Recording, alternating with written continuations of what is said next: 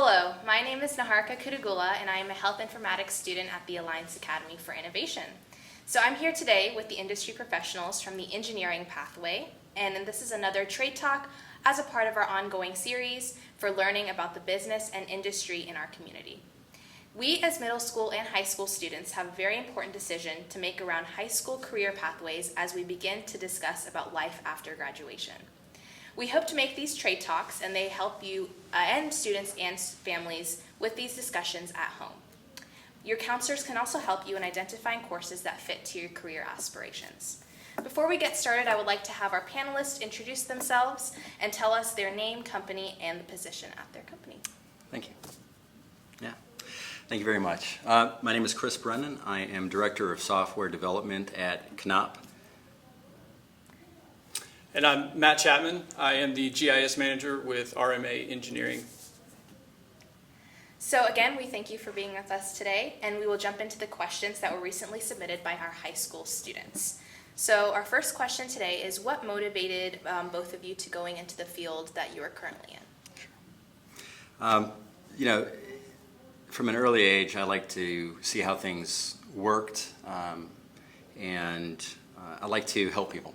So engineering is really about taking, the world around us, the pieces and parts, and that we, know and understand, and putting it together to make things new, and to really, in my worldview, help build society and advance us as a people. So engineering allows me to do that. Well, it's hard to think back to where it all began and what the motivations were, but I would say the first thing that I had that got me into this field, I sort of fell into engineering. But it started with actually a love of maps and technology. I loved figuring things out, and I loved knowing where I was at all times, and it wasn't until I discovered GIS, or Geographic Information Systems, that I was able to really turn that into a career. And once I went down that road, I found my way into an engineering firm to do electrical engineering, but I build maps for engineers, and I help them map out where poles and lines go and how things run and find problems on their network and keep the lights on for everybody. So it's been a rewarding path as it's gone forward, and every day is new challenges, and it's a constantly changing type of industry, and so. But it all just started with a love of something and never really giving up on trying to find something to satisfy it. All right, thank you. So our next question now are, what are some classes you would recommend high school students taking that will help them, gain exposure into the path of engineering? All right, the engineering obviously is a STEM area, right? So you're going to learn, the sciences, math, but we're also very much into problem solving, critical thinking. So even the social sciences have a great area of application when you're using your brain and understanding the world that we live in, right? So kind of in an abstract way, we all live in, these are all different systems. And in engineering, we understand the different systems, right? And understand the components, and we can build off of that. And so you can really take the engineering mindset and thought process and apply it to a vast array of subject matters. So when you're in school, right, having exposure to a wide range of areas can very much assist you in your critical thinking skills and problem solving. So I generally encourage certainly taking the sciences, but take as much as you can that is really interesting, that stretches your ability to think in your mind and gives you alternate viewpoints into what you do. And to me, that is a great basis for engineering.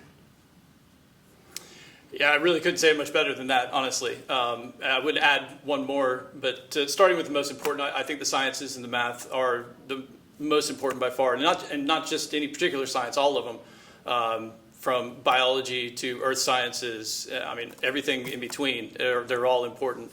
Math class, as tedious and boring as they are, the more you can grasp and understand about those math classes, from trig to algebra to even geometry, it's all important. But actually what has helped me also were art classes.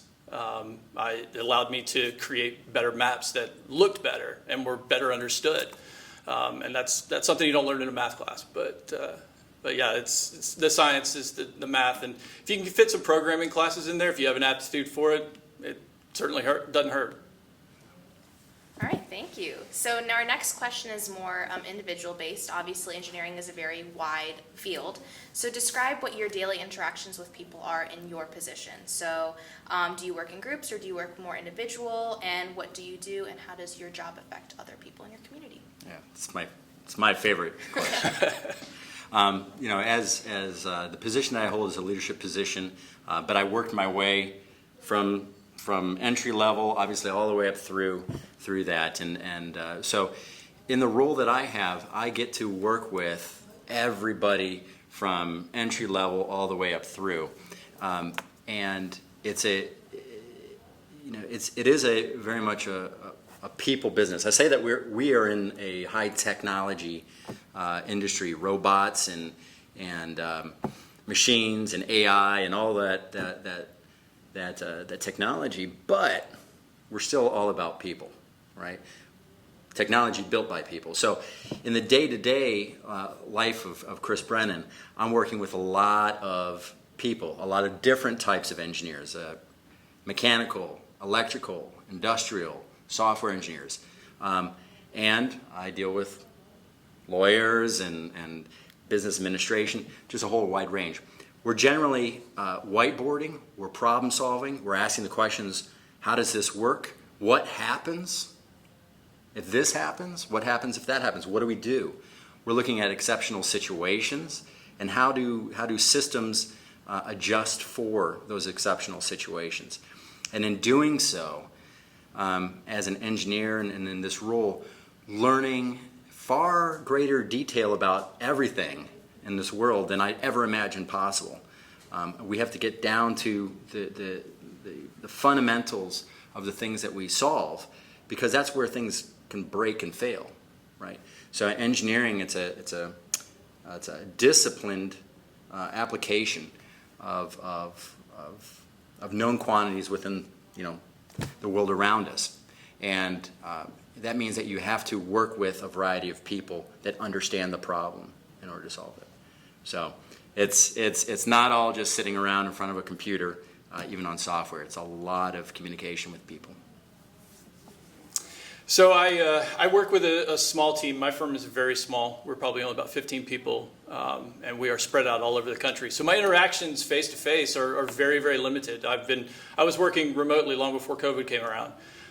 So for the past 5 years or so, I've worked in an office in my basement, and this is pretty dressed up for me, I'll tell you right now. So the face-to-face hasn't happened as much, but now that things like Zoom meetings are becoming more prevalent, we're seeing a lot more of that.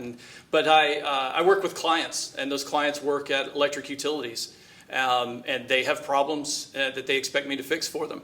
And then I have a team of guys who are out in the field with GPS units who are actually mapping out electrical networks, the poles and the wires and the meters, the substations and everything on them at utilities all over the Midwest right now.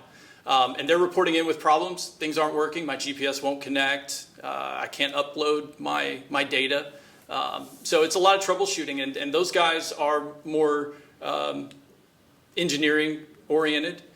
They expect things to they expect to work and figure out problems. So I have to talk to them a certain way. But then I also talk to the management at utilities who just want a very high level understanding of things and just want to know that is something going to get done? Is it going to be on budget? And is it going to be on time? So I have to do a lot of meetings. I have to do a lot of presentations. And then I got to talk to my boss and tell him that everything is going on schedule. So the interactions, like Chris said, it's varied. You talk to a lot of different people, and you got to know that how to talk to people differently based off their role. Not everybody is the same. So those interactions are important. Those people skills are crucial to be able to get things done. All right, so I know our conversation was short today, but on behalf of myself and the entire CTA students in Forsyth County, I would like to thank both of you for joining us today. And I hope all middle school and high school students have gotten insight to decide on which pathway that they are going to pursue in high school. Thank you.